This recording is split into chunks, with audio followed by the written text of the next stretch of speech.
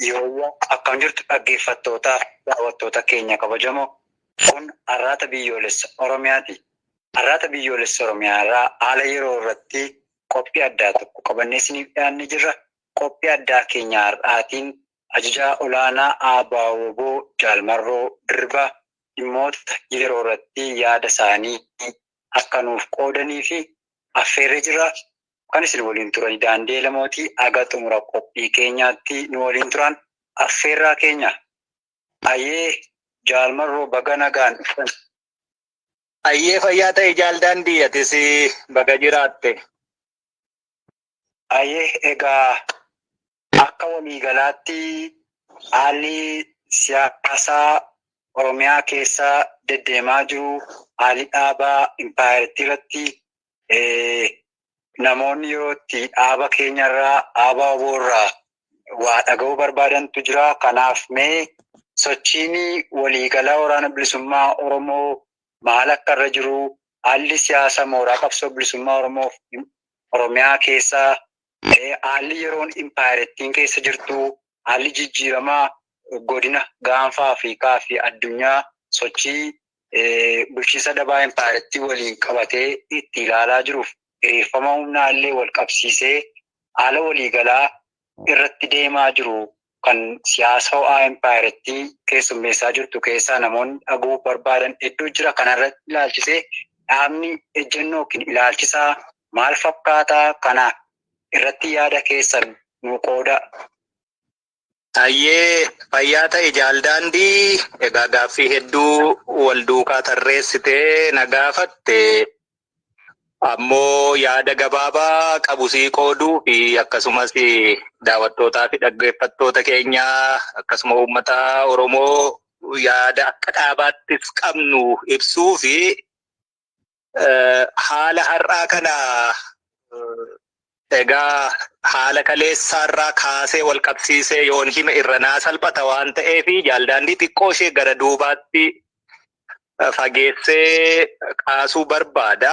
Inni kunis akkaataatti impaayiritii keessatti warri amma barcuma aangoo siyaasaa harkaa qabu. Barcuma aangoo siyaasaa sana immoo cancala isaa namni tokko qabee gara barbaadetti oofu qumaarri taphatamaa turee fi ammas taphatamaa jiru kuni xiqqoo wal xaxaa ta'ee uummata Oromoo fi uummattoota impaayiritii keessa jiranii afaan faajjiif burjaajii keessa galchaa dhufe kuni akkaataa itti taphatamu xiqqoo irra bahuun barbaada. Kunis maali yoo jettee yeroo duula Tigraayitti duulame irraatii kaasee yoon ilaale akkaataatti wal qabatu yaaduma kiyya gabbifachuu fi yeroo sanatti duulli suni gaggeeffamee egaa yaadatta yoo ta'e lolli kuni lolan barbaachifne nagaan xumuramuun ni danda'a waan akkasii yeroo jedhamaa turetti Abiyyi waan inni jechaa ture yaadatta sana warruma miidiyaa hordofuuf hin dhiisa. Garuu lolli sun ta'e lola ta'e sana keessatti lubbuun namoota hedduu gaaga'ama keessa seenee qabeenyi biyyittii barbadaa'e achi booddee nagaatti immoo deemame. Yeroo nagaatti deemamu gaa nagaan bu'ee jedhame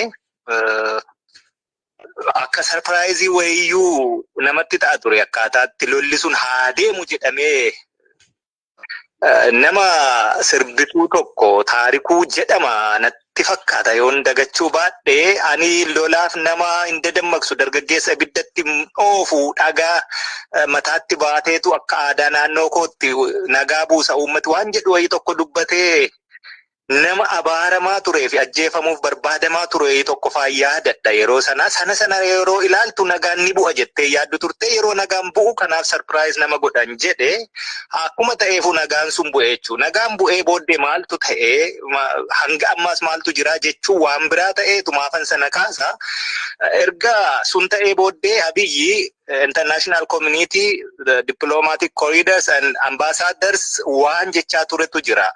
Duulli gara kaabaatti nu mudate suni gara kibbaatti egaa Oromiyaa jechuu isaati kibba biyyittiitti sirna dhablummaa dhadhalee malee lola miti kan naannoo kana jiru amma gara kaabaarraa fixannee jirra waan ta'eef gara kibbaatti gaddeebi'eeni nagaa buusuu sirna dhablummaa dhalate tasgabbii gochuu fi seera kabachiisuun hojjedha yeroo gabaabduu naa kennaadha jedhe. Maaliif kana jedhe? Yeroo sana guutuu biyyittii keessatti akka nagaan bu'u barbaadameetu waraanni bilisummaa Oromoo qaama nagaa kanaa ta'ee rakkoo siyaasaa dhibdee biyyittii ta'ee yeroo dheeraa ture kana furii waan jedhame dhiibbaan irratti ta'aa ture fi kuni waan guddaa miti. Siyaasa dheeraa ture miti. Addi bilisummaa Oromoo dhaabni ganamaa galeera. Warri kun shiftaa maal jechaa ture yaadatta yoo ta'e miidiyaa adda addaa namni hordofu yaadata. Kana achirraa xiqqoo kadhannaa sanaanii yeroo gabaabduu wayii kennameefiitu ture.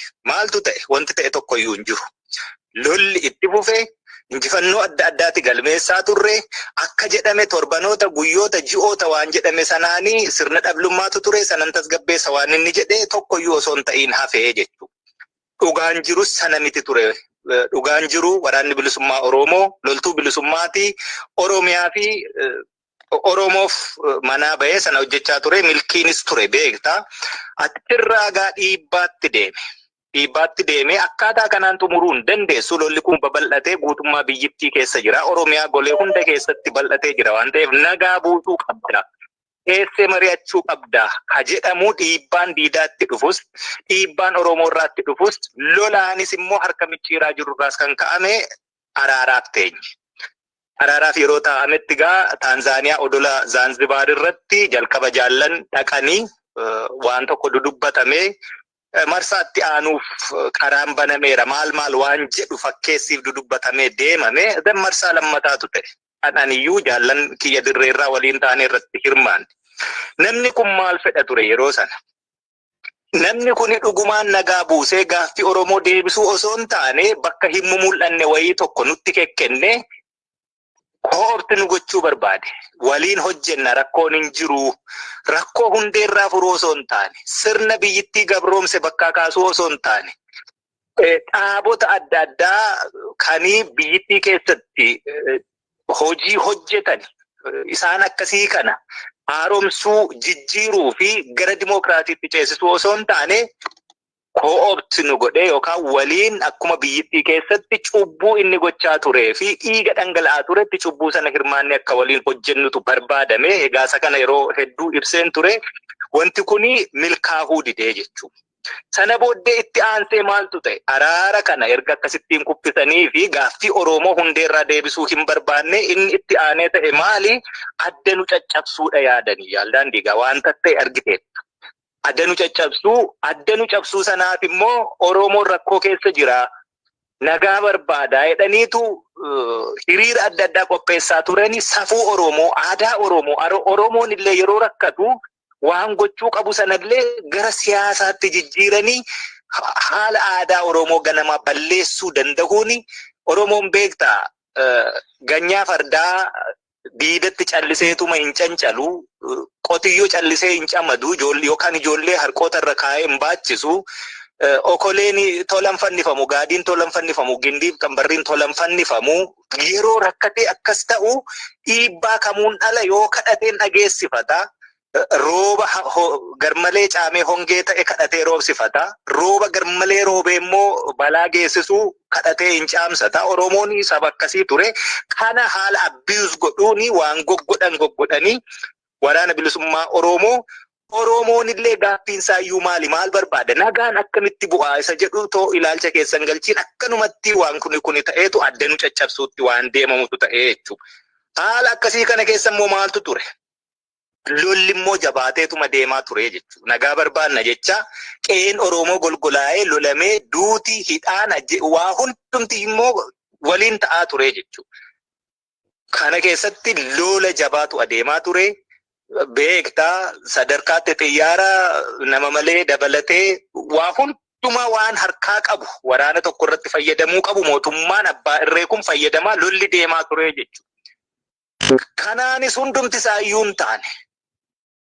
Wanni waliin hojjenna jedhanii sobanii bakka dhokataa sinii kennineetu Oromoon tokko maal jedhan sunis hin milkoofne adda nu caccabsuun sunis waan tokko waan jijjiire tokko iyyuu hin qabu. Mooraan qabsoo bilisummaa Oromoo ka durii caalaayyuu qullaa malee Isarra darbeesi lolli adeeme tokko waan jijjiirame hin qabu dugda diinaarraa hidhannee akkattiin lolluu fi dhiyeessii mooraa qabsoo keenyaa nuu gabbise malee sanarra darbanii immoo warra Keeniyaa kanafaa political fault line irratti barbaadaa ture Abiyyi waan tokko milkaa'uu fidite gara Sumaalee, Jibuutii, Sudaan, Eertiraa olloota isaa jiru hundumaa waliin wal tuttuqee Keeniyaa waliin nagaa relative ta'e wayii tokko qabu ture sostobee malaan gara waraana bilisummaa Oromoo daboo kadhannaa dhiiga harkaa qabu sana tuttuqsiisachuutti galchuutu ture jechuudha. Haala akkasii kana keessatti dippiloomaatiik shiiftii wayii Finfinneerra gara Naayiroobii deeme Abiyyiin baay'ee aarsaa turetu ture.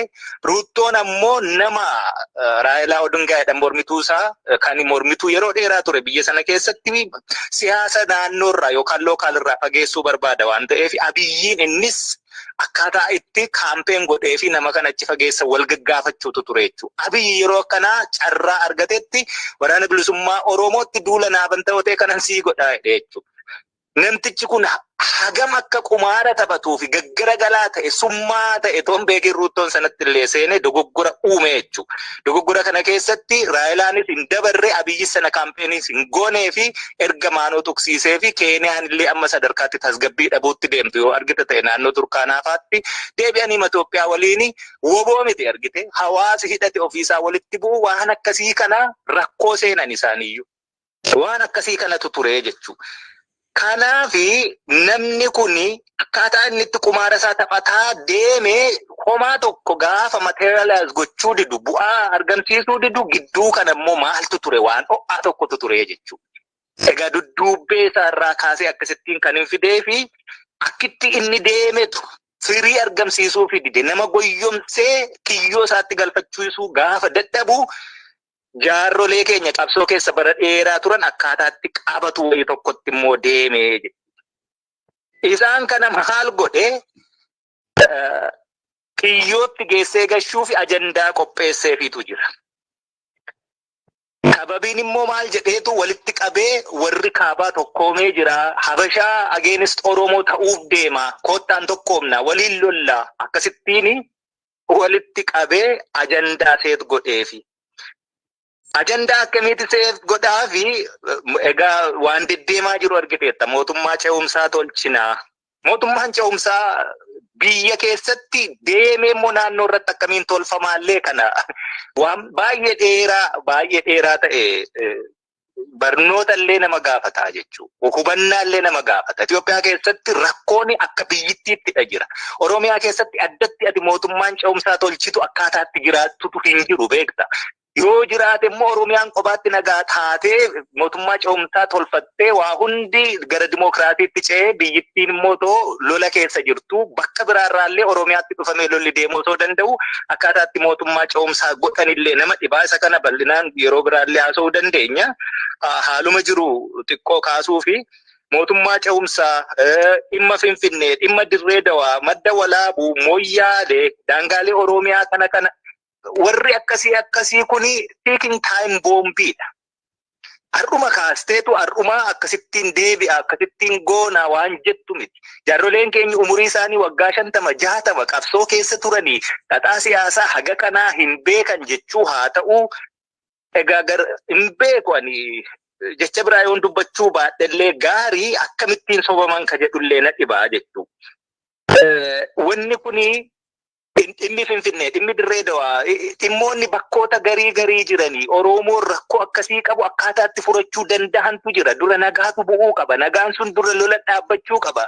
Lolli suni dura mootummaa abbaa irree lola kana lafte biyyittii irratti ka'uu qaba beekta. Tartiiba qaba. Kuni hundumti akkaataa kanaan egaa wanti inni ajandaa kennee fi maaliif ka jedhutu gaaffii namatti kaasaa jechuudha. Maal jennaani? Rakkoon akkasii kun yeroo fi harka walitti rukuttee miira keessa galtee deebitu yoo ta'e balaa guddaatti nama geessa. Gatii guddaa nama kafalchiisa. Sababoota akkasiitiin kanaan dura Abiyyi aangootti dhufe, Lammaa aangootti dhufe, ijoollee abbaa gadaatu biyya bulche, Oromoon bilisa bahe maal jedhame Oromoon daangaa irratti rakkoo adda addaa qabu. Of ittisuuf jecha rakkatee qawwee bitataa ture. Yaa bilisoomne nagaa yaa buute qawwee isaa ofirraa gurguraa ture yoo yaadatta ta'e jaaldaadhi qawwee ofirraa gurguraa ture. Maal jennaan bilisa baheerare bilisa baanee irraa ijoollee keenyatu aangoo qabateera waan takkasii ijoollee keenya maalii keenya hin jiru beektaa sirni ati ijaartuu biyya tiksuu danda'amoon danda'uudha malee obboleessa koo obboleettii koo haadha koo abbaa koo miti dubbiin abaluu isaa miti dhiiga isaa miti beektaa.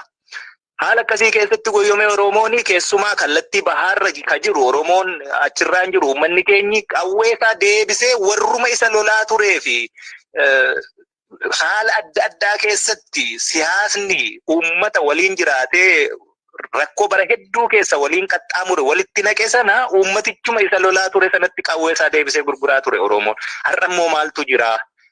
Akkasittiin qawwee isaa yeroo sana gurgursiistee amma immoo dhaqii gaaffii akkasii gaaffuu jetteetiniin uummatichuma deebistee akkas goota yoo ta'e uummati keenyis ilaallachuu danda'utu irra jira jechuudha. Siyaasni bara baraan akkasittiin nama goyyomsaa Oromoo kana Oromoonu maal barbaaddi? Oromoon akka Oromootti maal barbaaddi? Yoo maal argattedha gaaffiin Oromoo deebi'eera jedhama itti gammaddii ka jedhullee ilaallachuu danda'utu namarra jira jechuudha. Waraanni bilisummaa Oromoo kanaafi kan inni cichee qabsoorra jiru.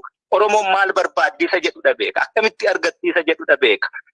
Yoo maaltu deebi'ee fi gaaffiin Oromoo deebi'eera jedhamee itti quufamaa isa jedhudha beeka. Waraanni bilisummaa Oromoo malee waan fafakkeessii akkasii ittiin goyyomsitee irra sirbisiistee borummoo Oromoo qileetti asii gadi geessitu akkasiitidhaan fudhannuuf jechuudha. Haalli amma ta'aa jirus waanuma akkasiitii fi uummanni Oromoo waan karaa irratti shorti ta'e wayii geessee karaa dhiyoon deemaan karaa nama bulchaa jedhan sana isa taasisuu hin fudhannuudha jechaa jirra. Egaa ajandaa akkasii kana maaliif yeroo akkasii kanatti taasise namni kun yoo jenne ani waan sadiifi ta'ee jedhee ilaala. Inni tokko Abiy Ahmed Oromoo keessaa konstituensii dhabeera. Biyyittiima keessaa eessatti iyyuu konstituensii inni qabu hin jiru. Garuu maal godhaa yeroo tokko isa tokkorra goree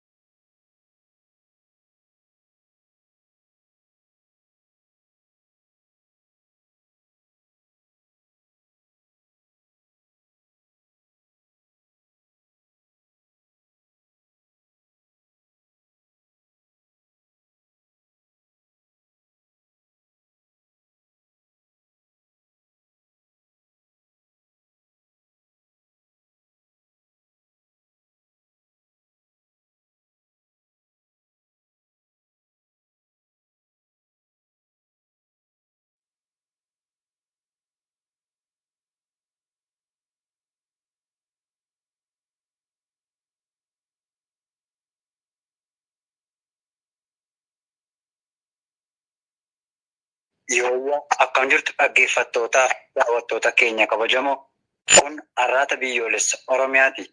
Arraata biyyoolessa Oromiyaa irraa haala yeroo irratti qophii addaa tokko qabannee isiniif dhiyaannee jirra. Qophii addaa keenya har'aatiin ajajaa olaanaa ABO Jaalmarroo Dirribaa dhimmoota yeroo irratti yaada isaanii akka nuuf qoodanii fi affeerree jirra.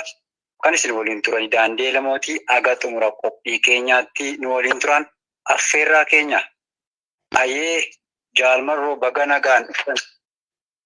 Ayyee fayyaa ta'e Jaal Daandii atis baga jiraatte. Ayyee egaa akka waliigalaatti haalli siyaasaa Oromiyaa keessa deddeemaa jiru haalli dhaabaa impaayirtii irratti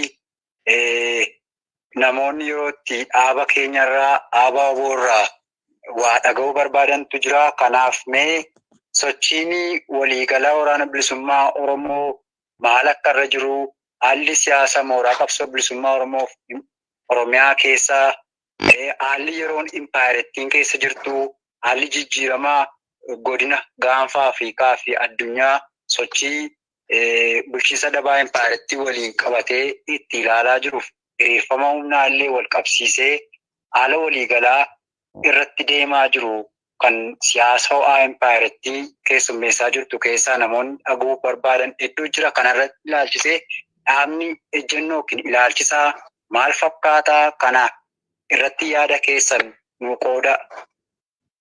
Ayyee fayyaa ta'e Jaal Daandii, egaa gaaffii hedduu wal duukaa tarreessitee na gaafatte.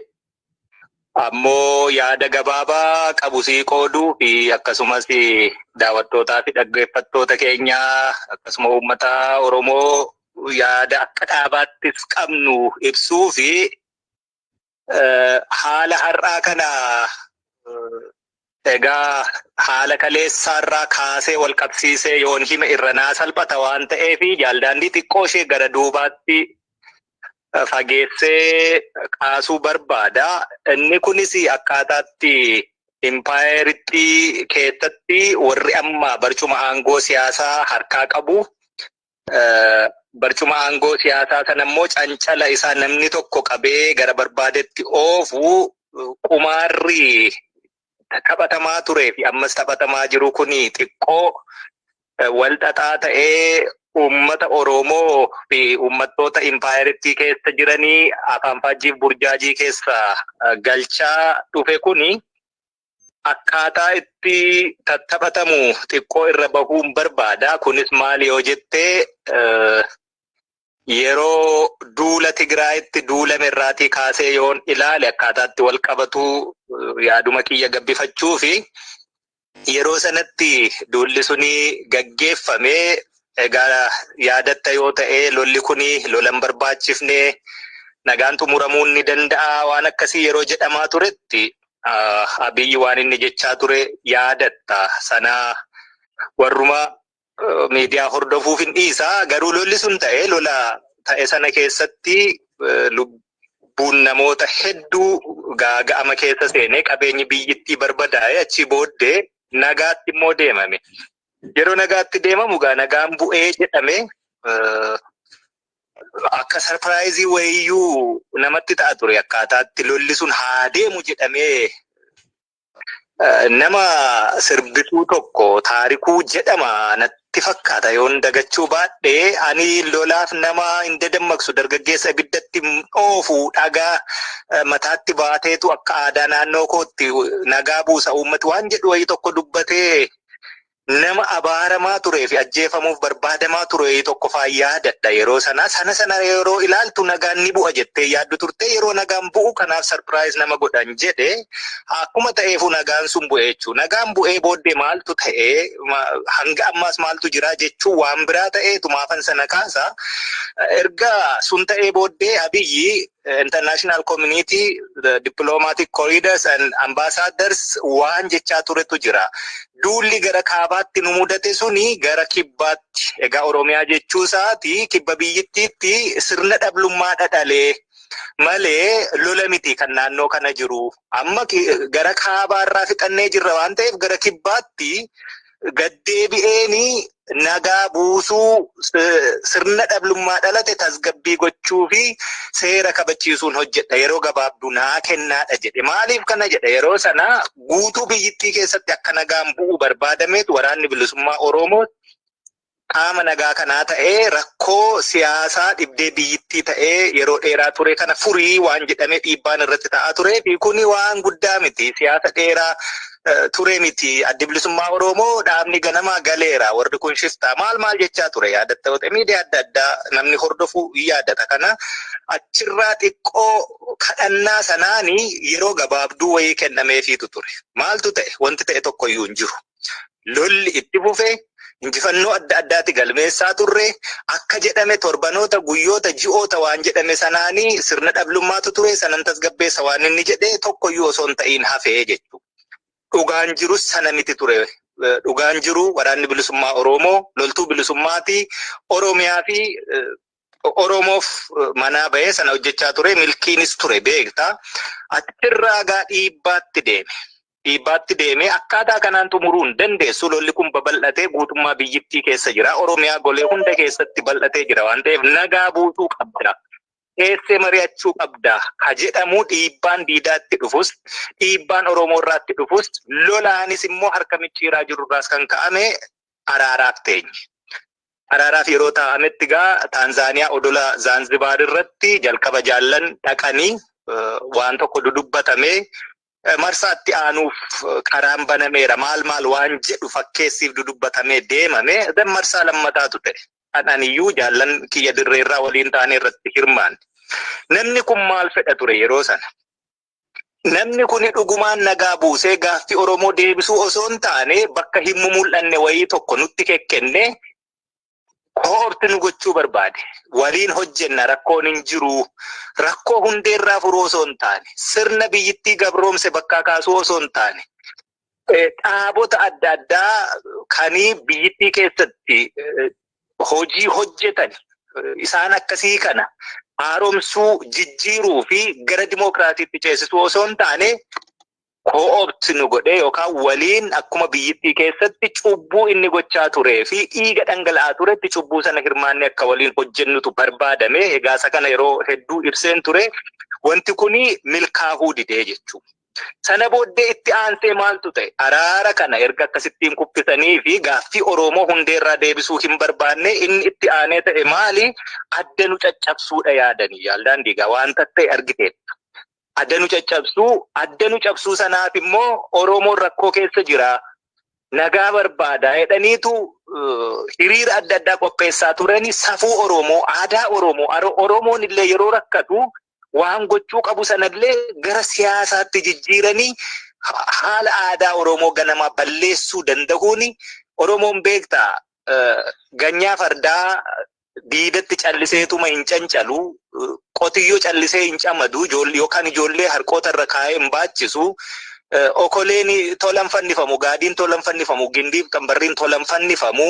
Yeroo rakkatee akkas ta'u dhiibbaa kamuun ala yoo kadhateen dhageessifata. Rooba garmalee caamee hongee ta'e kadhatee roobsifata. Rooba garmalee roobee immoo balaa geessisuu kadhatee hin caamsata. Oromoon saba akkasii ture.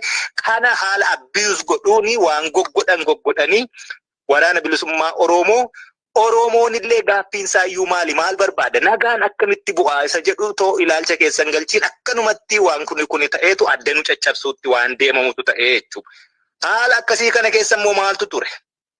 Lolli immoo jabaateetuma deemaa ture jechuudha. Nagaa barbaanna jecha qe'een Oromoo golgolaa'ee lolamee duuti hidhaan waa hundumti immoo waliin ta'aa ture jechuudha.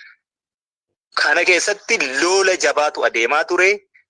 Beektaa sadarkaatti xiyyaara nama malee dabalatee waa hundumaa waan harkaa qabu waraana tokko irratti fayyadamuu qabu mootummaan abbaa irree kun fayyadamaa lolli deemaa ture jechuudha. Kanaanis hundumti isaa iyyuu hin taane.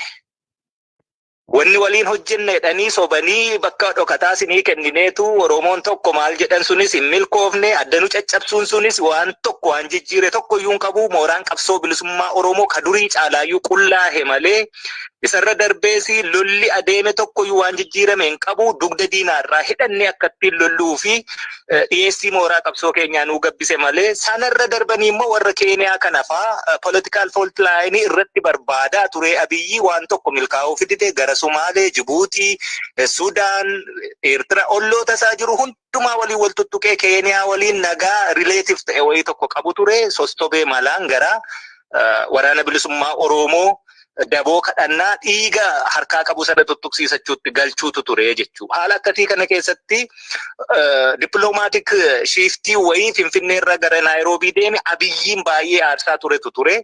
Ruuttoon ammoo nama Raayilaa Odingaa jedhamu mormituusaa kan mormituu yeroo dheeraa ture biyya sana keessatti siyaasa naannoorraa yookaan lookaalirraa fageessuu barbaada waan ta'eef Abiyyiin innis akkaataa itti kaampeen godhee fi nama kana achi fageessa wal gaggaafachuutu ture jechuudha. Abiyyi yeroo akkanaa carraa argatetti waraana bilisummaa Oromootti duula naaban ta'otee kanan sii godhaa jechuudha. Namtichi kun hagam akka qumaara taphatuu fi gaggaragalaa ta'e summaa ta'e toon beekin ruuttoon sanatti illee seenee dogoggora uume jechuudha. Dogoggora kana keessatti Raayilaanis hin dabarre Abiyyi sana kaampeenis hin goonee fi erga maanoo tuqsiisee fi Keeniyaan illee amma sadarkaatti tasgabbii dhabuutti deemtu yoo argite ta'e naannoo Turkaanaafaatti deebi'anii Itoophiyaa waliin woboo miti argite hawaasi hidhate ofiisaa walitti bu'u waan akkasii kana rakkoo seenan isaaniiyyuu. Waan akkasii kanatu ture jechuudha. Kanaafi namni kuni akkaataa inni itti qumaara isaa taphataa deeme homaa tokko gaafa materialize gochuu didu bu'aa argamsiisuu didu gidduu kana immoo maaltu ture waan ho'aa tokkotu ture jechuudha. Egaa dudduubbee isaarraa kaasee akkasittiin kan hin fidee fi akkitti inni deemetu firii argamsiisuu fi dide nama goyyomsee kiyyoo isaatti galfachiisuu gaafa dadhabu jaarrolee keenya qabsoo keessa bara dheeraa turan akkaataatti qabatu wayii tokkotti immoo deemee isaan kana maal godhe kiyyootti geessee gashuu fi ajandaa qopheesseefiitu jira. Sababiin immoo maal jedheetu walitti qabee warri kaabaa tokkoomee jira. Habashaa against Oromoo ta'uuf deema. Koottaan tokkoomna waliin lolla akkasittiin walitti qabee ajandaa seet godheefi. Ajandaa akkamitti seet godhaa fi egaa waan deddeemaa jiru argiteetta mootummaa ce'umsaa tolchinaa. Mootummaan ce'umsaa biyya keessatti deemee immoo naannoo irratti akkamiin tolfamaallee kana waan baay'ee dheeraa ta'e barnoota illee nama gaafataa jechuudha. Hubannaa illee nama gaafata. Itoophiyaa keessatti rakkoon akka biyyittiittidha jira. Oromiyaa keessatti addatti ati mootummaan ce'umsaa tolchitu akkaataatti jiraattutu hin jiru beekta. Yoo jiraate immoo Oromiyaan qobaatti nagaa taatee mootummaa ce'umsaa tolfattee waa hundi gara dimookiraatiitti ce'ee biyyittiin immoo too lola keessa jirtu bakka biraarraallee Oromiyaatti dhufamee lolli deemuu osoo danda'u akkaataatti mootummaa ce'umsaa godhanillee nama dhibaa isa kana bal'inaan yeroo biraallee haasa'uu dandeenya.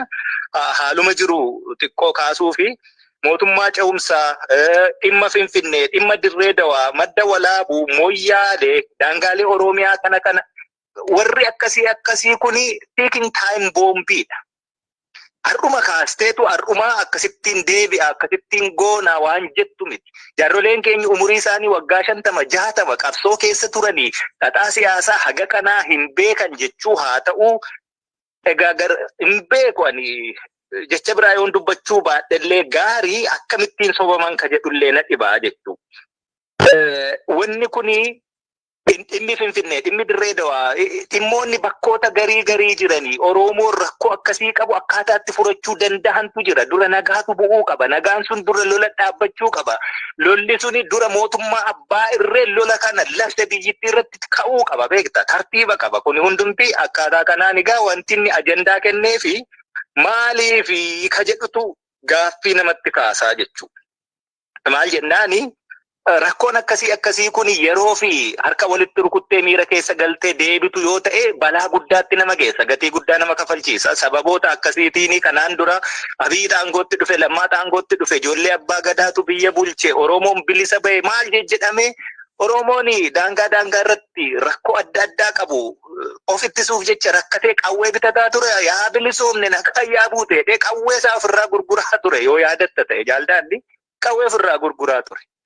Maal jennaan bilisa baheerare bilisa baanee irraa ijoollee keenyatu aangoo qabateera waan takkasii ijoollee keenya maalii keenya hin jiru beektaa sirni ati ijaartuu biyya tiksuu danda'amoon danda'uudha malee obboleessa koo obboleettii koo haadha koo abbaa koo miti dubbiin abaluu isaa miti dhiiga isaa miti beektaa. Haala akkasii keessatti goyyomee Oromoon keessumaa kallattii bahaarra ka jiru Oromoon achirraan jiru uummanni keenyi qawweesaa deebisee warruma isa lolaa turee fi haala adda addaa keessatti siyaasni uummata waliin jiraatee rakkoo bara hedduu keessa waliin qaxxaamure walitti naqe sana uummatichuma isa lolaa ture sanatti qawweesaa deebisee gurguraa ture Oromoon. Har'a immoo maaltu jira? Akkasittiin qawweesaa yeroo sana gurgursiistee amma immoo dhaqii gaaffii akkasii gaaffuu jetteetiniin uummatichuma deebistee akkas goota yoo ta'e uummati keenyis ilaallachuu danda'utu irra jira jechuudha. Siyaasni bara baraan akkasittiin nama goyyomsaa Oromoo kana Oromoonu maal barbaaddi? Oromoon akka Oromootti maal barbaaddi? Yoo maal argattedha gaaffiin Oromoo deebi'eera jedhama itti gammaddii ka jedhullee ilaallachuu danda'utu namarra jira jechuudha. Waraanni bilisummaa Oromoo kanaaf kan inni cichee qabsoorra jiru. Oromoon maal barbaaddi isa jedhudha beeka. Akkamitti argatti isa jedhudha beeka. Yoo maaltu deebi'ee fi gaaffiin Oromoo deebi'eera jedhamee itti quufamaa isa jedhudha beeka. Waraanni bilisummaa Oromoo malee waan fafakkeessii akkasii ittiin goyyomsitee har'a sirbisiistee borummoo Oromoo qileetti asii gadi geessitu akkasiitidhaan fudhannuuf jechuudha. Haalli amma ta'aa jirus waanuma akkasiitii fi uummanni Oromoo waan karaa irratti shorti ta'e wayii geessee karaa dhiyoon deemaan karaa nama bulchaa jedhan sana isa taasisuu hin fudhannuudha jechaa jirra. Egaa ajandaa akkasii kana maaliif yeroo akkasii kanatti taasise namni kun yoo jenne ani waan sadiifi ta'ee jedhee ilaala. Inni tokko Abiy Ahmed Oromoo keessaa konstituensii dhabeera. Biyyittiima keessaa eessatti iyyuu konstituensii inni qabu hin jiru. Garuu maal godhaa yeroo tokko isa tokkorra goree isa tokko miidhuu yeroo tokko isa tokko firoonfatee isa tokko halagoomsu akkasii hojjeta waan ta'eef akkasittiinidha taphata qumaarasaa. Yeroo gara Tigraayitti duulamee lafa keessan Tigreen kanaan dura sinirraa fudhatte maal sin goote maal taate akkas sin goote sinii deebisna anatu si wajjin jira maali jedhee masaraa keessatti siidaa adda addaa ijaaree uummata Amaaraa kana Tigreetti diinomsee uummata waan inni ittiin adda bahullee hin jirre baay'ee uummata tokko ta'e sana wal dura dhaabee dhiiga guddaa dhangalaase. Oromoos yeroo sana daboo kadhachuu yaalee ture kan waliin daboo dhaqe sinuma jira. Yeroo sanas Oromoo akkitti inni daboo kadhate Tigree baramee qasimmiite anatu amma bakkatti galchuuf jira waan akkasii jechaa ture jechuudha. Uummata biyyittii keessaa nagaa buusuu walitti fiduuf roomsuu fi Tigree isaa irratti akka murteeffatu gochuu caalaa wal dura dhaabuudha filate namni kun. Kanaanidha barnoota argate wayii natti fakkaatan. So kanaafi akka sadii keessaa inni tokko deeggarsa Oromoo biraa dhabe. Iddoo biraa irraa hin qabu. Tigree biraan qabu, Dabuubii yookaan immoo uummattoota kibbaa biraan qabu, Somaalee biraan qabu, Amaara biraan qabu, eenyu biraayyuu muka gogaa qobaatti hafe waan ta'eef amma ani Oromoo ilma Oromooti. Qe'ee Oromootu rakkoo qaba. Rakkoon kun immoo warra kaabaarraati nutti dhufe. Anammoo dura dhaabbadhee loluu fi deeggarsa uummataa na barbaada. Paartiileen siyaasaa deeggarsa uummataa naaf arganii kan jedhuun rakkoo akkasiitiinidha dhufee uummata Oromoo keessatti rakkoo biraa uumuuf duule yoo jiraatellee duula hanbiraa sanatti dhiiga ilmaan Oromoo dhangalaasuu fi ani isiniif hin dhaabbaa akkaataa sanaan barcuma aangoo siyaasaa isaa tikfachuuf jecha deeggarsa Oromoo irraa dhabee bifa kanaan argachuu natti fakkaata. Tokko inni lammataa beekama. Woboo dadhabsiisaa akkasittiin uummata biratti jibbisiisu waan hedduu hojjechuutti duuluu maalii sanarra darbee gaafa dadhabuu amma haalli jiru waraanni bilisummaa Oromoo warri kaabaa jennu warri akka faannoo Amaara bakka bu'ee lolataa jiru warri akka TPLF Tigraay keessa jiru kuni yoo wal ta'ee wal faana mootummaa abbaa irree kana waloonii saba isaanii cunqursaa jiruu fi sabaaf sablammoota biyyittii keessa jiran hundumaa cunqursaa jiru kana bakkaa kaasuu irratti waloomuu danda'u ta'ee ka jedhu sodaatu jira jechuudha. Wanni kuni akka isaa wal shakkan maaliifi Oromoon dhimma Finfinnee gaafata, dhimma Dirree Dhawaa gaafata, dhimma bakka biraa gaafata. Oromoon mootummaa ce'umsaa qobaatti uummachuu fi isin baddanii isin maal taatanii woboon immoo achi keessatti akkitti taanii dhiyeessan argiteetta gaani kafaa'oof abaa'oon maaliif sadarkaa kanatti gowwoomfaman inni hin jedhuyyuu Ijoollee miti jaarrolee bara dheeraa siyaasa keessa turanii wobooni humna ittisa biyyittii faa ta'a waan akkasii faa jedhanii tottolchan kuni warri kaan akka shakkii horatuu fi walitti dhufuun akka hin danda'amne tolchuu waan yaadee godhe fakkaataa jechuudha. Yoo kun immoo ta'e inni sadaffaanii waraanni bilisummaa Oromoo kunoo tokkummaa Oromoo jibbee dhaabboleen Oromoo hundumti isaanii walitti dhufnee siyaasa kaabarraa wal ijaaree nutti dhufu kana dura dhaabbachuuf yeroo jennu wobootu didee jedheetu gaaffii uummataa qabatee waraana jiru miti.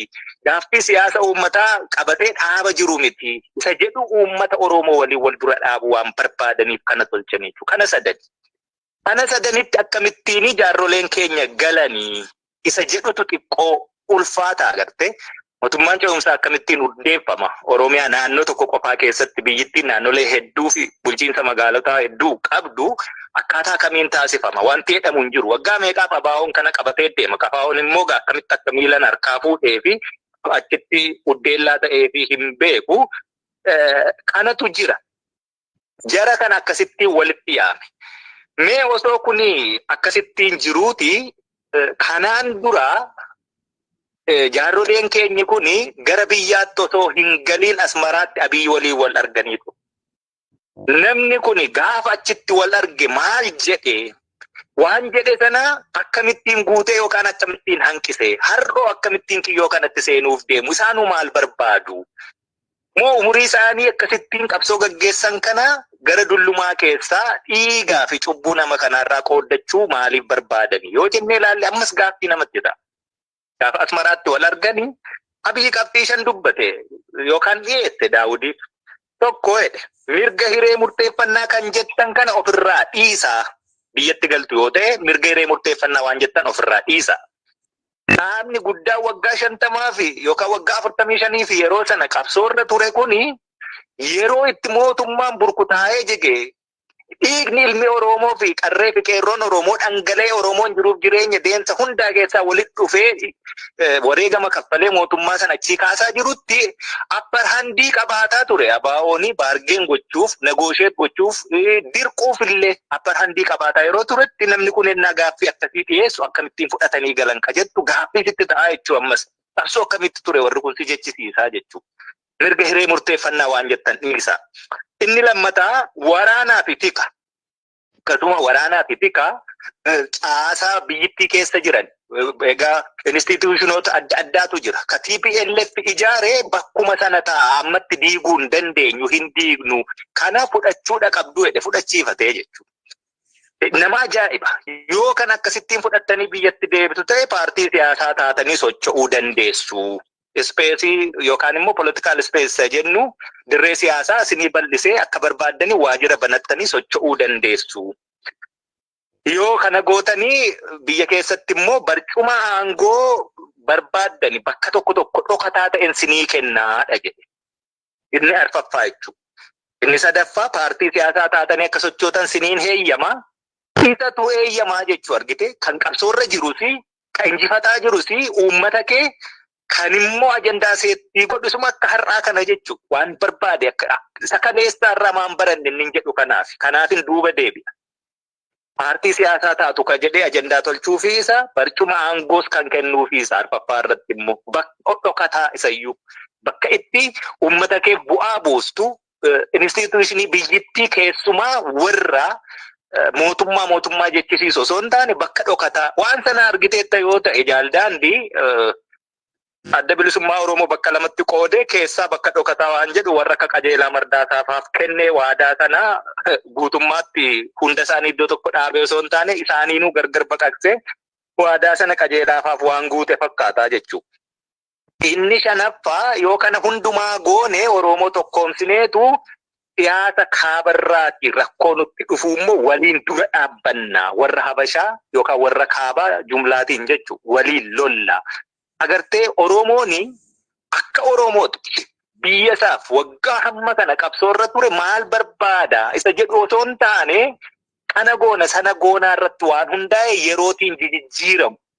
ejjennaa akeeka kaayyoo qabsoo bara dheeraa sana galiin keenya maalii osoo hin taane waan guyyaa guyyaan jijjiiramu sana duukaa akka xiqillaanfataa deemu tolchuutu dhalatee jechuudha. Namni kun akkasittiin waadaa kana tokkollee hin guunne jaarroleen keenyi gaaffiilee hedduu sabni kun qabu dhiisanii waan xiqqoo kanaan guyyoomfamanii yeroo itti moo'icha qaban, yeroo itti olaantummaa qaban, yeroo itti sabni injifatee jirutti ija jabaatanii illee falmachuu dadhabuu kanaan akkaataa kanatti galame jechuu yeroo sana.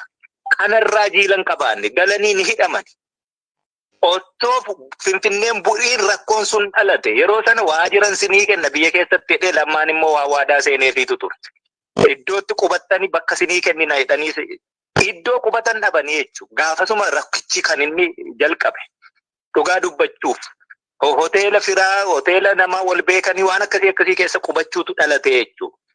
Har'oo akkamittiin kun ta'e namni gaafas akkasittiin bakka qubannaayyuu isaan dhorkate har'aa hoteela guddaa kireessee fi ispoonsar godhe akkamittiin jaarrolee kana walitti yaame. Maaliif inni akkas jedhaa odeessa gahaa qabna. Jalqabaa naannoo ji'a tokko oliif sheekotaa fi jaarrolee wayii tokko walitti qabanii hoteela Kingis jedhanii kaa'anii turan. Hoteela Kingis kuni irra guddaa namoota gullallee jijjiran kanatu naannoo sana quqqubata. Hoteela kana keessatti namoota kana walitti qabanii mootummaa ce'umsaa dhaabuuf jirraa maal jedhanii jaarroleen kuni namoonni isaan walitti qaban kunillee dhugumaan hiree Oromoo irratti siyaasa Oromoo irratti ani gaa xiqqeessuu kiyya miti maal jennaan jaarrolee sheekota abbootii amantaati. Yoom siyaasa kana keessa turan ka jedhuufin kana jedha malee hin danda'an jechuu koo miti. Naaf kalchaa dhiifama naa godha. Maal jennaan piroofeeshinii isaatu sana miti keessan turre. Amantiidha qaraasisaa wangeela lallabaa namni ture waan siyaasa kanaa xaxaasaa fi cubbuusaa quba hin qabu jedheen kana jedhe. Namoota kana ji'a tokkoof Kingis Hotel tursan. Kingis Hotel irraa booddee gara Ililliittidha jijjiiran. Ililliitti gaafa jijjiirame namni tokko ciisicha nyaata maal waa hundumaa jedhee guyyaa 4 turame keessatti 53,235 mallatteessee jechuudha. Gaafa xumuratanii ba'an immoo 10,000 tiraanspoortii isinii ta'a jedhameetu harkatti kennamee fi kun walumatti 63,235 dhufa. Namni hirmaate egaa garee adda addaati. Garee waaqeffannaa, jila abbootii qaalluu, jila haadha siinqee, jila abbootii gadaa, jila yaa'ii Finfinnee, jila waayillan marii. Waayillan marii ka jennu jaaldaandi kasi ajaa'ibu koloneelotaa fi jeneraalota PP'ti. Jila waayillan marii ka jedhame as keessatti hirmaate namoota tikaa fi waraana keessaa walitti dhufan 11dha jilli kun. Walumatti nama naannoo 130 wayitu hirmaate. Dabalataan immoo warra kafaa'oof abaaworraa ijoollota waa ergaman waa bita waa dhiyeessan akkasii nama gara 150 ta'a. Egaa 63,235 yoo baay'iste guyyaa 4 turan namoota 150 gabaabsine yookaan lakkoofsa isaa gadi qabne baasiin ba'e gara miiliyoona 9,485 fi 250 ta'a jechuudha. Almost 1 miiliyoona 10 ba'u. Egaa nan kafaa'oon beeku abaa'ooni yeroo dheeraa rakkoo maallaqaa akka qabaatu beeka. Qabaachuu sanarraayyuu jaallan mana hidhaa turanii karaa nagaa falmannetanii galanii mana hidhaa keessatti nyaata dhugaatii uffannaa rakkoo dhukkuba waan adda addaa irratti adda bilisummaa Oromoo gullallee jiru. Yaalaa isaaniif illee birrii xixiqqoo taate baasuu dadhabuu gaafa mirga wabii namni argatu birrii sanaaf barbaadamu illee baasee hidhaarraa baasuu dadhabuu dhaaba akkasii ta'uutiin beeka waan ta'eef egaa dhaabni kun har'a miiliyoona 10 walitti qabee guyyaa 4 fi uummata hoteela guddaa keessatti nyaachisee obaasee siree kaffalee walgahii gaggeesse ofiisaa yoo jette uummatumaaf hin dhiisa isa kana. Maaliif uummanni hirmaate beekama hoteelli Ilillii 17,000 ture siree fi ciisichi cireen immoo waliini isa kana egaa waan biraatillee ta'a malee warri Ilillii fi warri Gullallee xiqqoo wal quba qabeenyuma qabanirraa xiqqoo gadi buusanii fi mootummaafis egaa baargeen godhaniiru achirraa 9,000tti dhagaleera haala sanaanidha hir'ate iyyuu malee guddaa ture baasiin kun bifa kanaa waan qophaa'e kanatu Oromoo bakka bu'ee mootummaa ce'umsaa Oromiyaan dhaabaa jedhe. Kanarra immoo darbe waan si ajaa'ibu waraanni bilisummaa Oromoo nu jalatti akkas hojjeta akkas bakka si bu'anii jechuudha. Waraanni bilisummaa Oromoo waraana of danda'e. Military political commandii tolchatee hoggana tolchatee waa hundumaa qabsoo ganamaa kaleessa jaalala moofaa irratti wareegama san qabatee akeekaaf kaayoo siyaasaa isa ganamaa nadhii gammadaafaa irratti dhabaman jaallan kun irratti dhabaman qabateetudha qabsoo gaggeessuu jira. Dirreerraa of taliigaa dirreerraa of hoogganaa akkasittiin waraana deemu. Eenyuyyuu waa'ee isaa irratti kana gochuu qaba jechuu hin danda'u. Gaafa Taanzaaniyaa deemnes ofii keenya of dandeenyeetu deemne.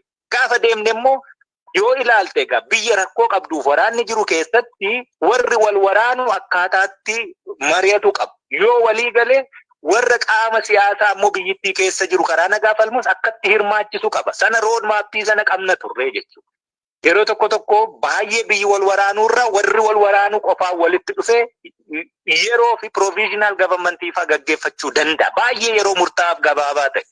Provisional governmentii akka state of emergency wayiitti tolfatee nagaa buusuu fi tasgabbii fiduu irratti yeroo gabaabduu erga hojjetee booddee gara transitional governmentiitti ce'uu danda'a. Gaafa transitional governmentiitti ce'u warra siyaasaallee hirmaachisuu danda'a jechuudha. Akkasittiin deema.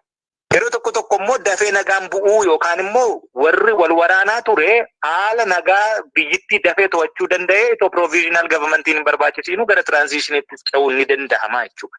Kanaaf haalli kun hundumaa hin taane biyyittii keessatti institutioniin waan kana hojjechuu danda'u mirkaneessuu danda'u haala hin jirre irratti hundumti isaa mootummaan bifa to'atamaa jirutti mootummaan bakkuma sana bifa jirutti mootummaa ce'umsaa akkaataan itti hojjetamullee hin jiru jechuudha. Kana fakkaata jaaldaandii haalli biyyittii keessa jiru mootummaan kuni kana hundumaa akkitti inni waammatu gama dinagdeen, gama waraanaan, gama siyaasaan, gama dippiloomaa, gama hundumaanuu yoo dhaqee maanuu nama tuqsiisuu isa jedha. Maanuu tuqsiisuu sana dhiiga silaa dibate cubbuu harkaa qabu dhaqee namatti laaqqachuu yoo ta'e malee hundeerraa rakkoo kana furuu, hundeerraa biyyittii keessatti nagaa buusuu hin barbaadu mootummichi. Akkasuma diraamaan kuni kana fakkaateetu jira waan ta'eefini duubaa kaasee haga ammaatti fidee jechuudha.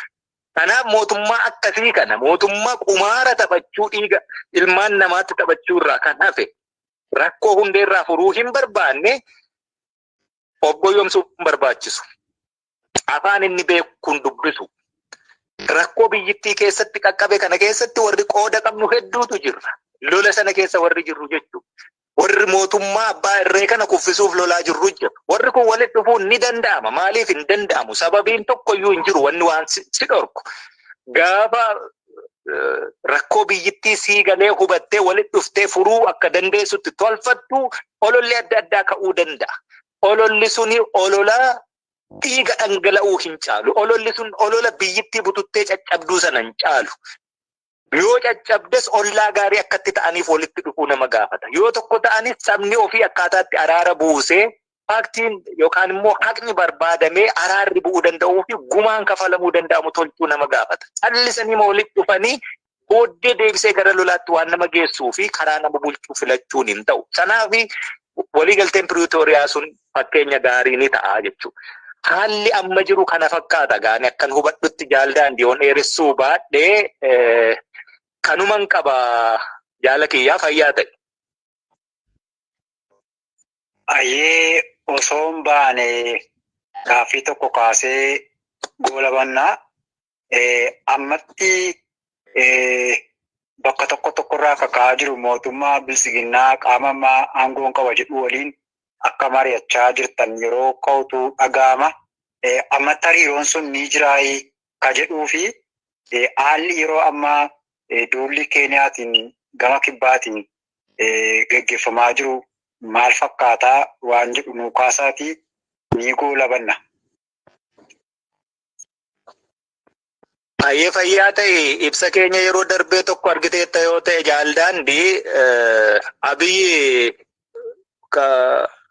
egaa warri inni ajandaa itti kennee uummata Oromoottiin burjaajessuu barbaadu gaaffii belbeltuu tokkotti kaatanii turani. Gaaffiin sunis nu waliin araara maal barbaaddaa silaaftuu nu too harkuma kee jirra warra laga jiru wajjiniin araara buusii waan jedhutti kaasan jennaan isaan waliin dhoksaatti Afrikaa kibbaatti mari'ataa jirra waan jedhu wayiitti kaase jennaani odeessa sana gaafa argannu nuti clear bifa ta'een clear and loud dubbanneerraa jechuudha.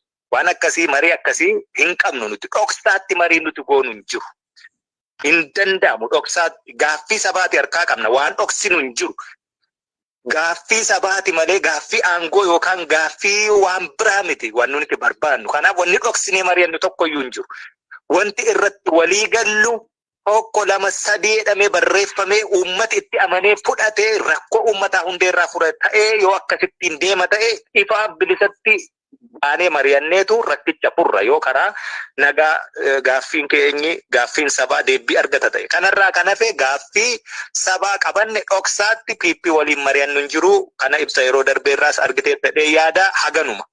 Inni kaani duulli gara kibbaa jira maal jedhamu Keeniyaan biyya ishee keessatti duula barbaadde sakattaa barbaadde waan sochii barbaadde gochuu dandeessi.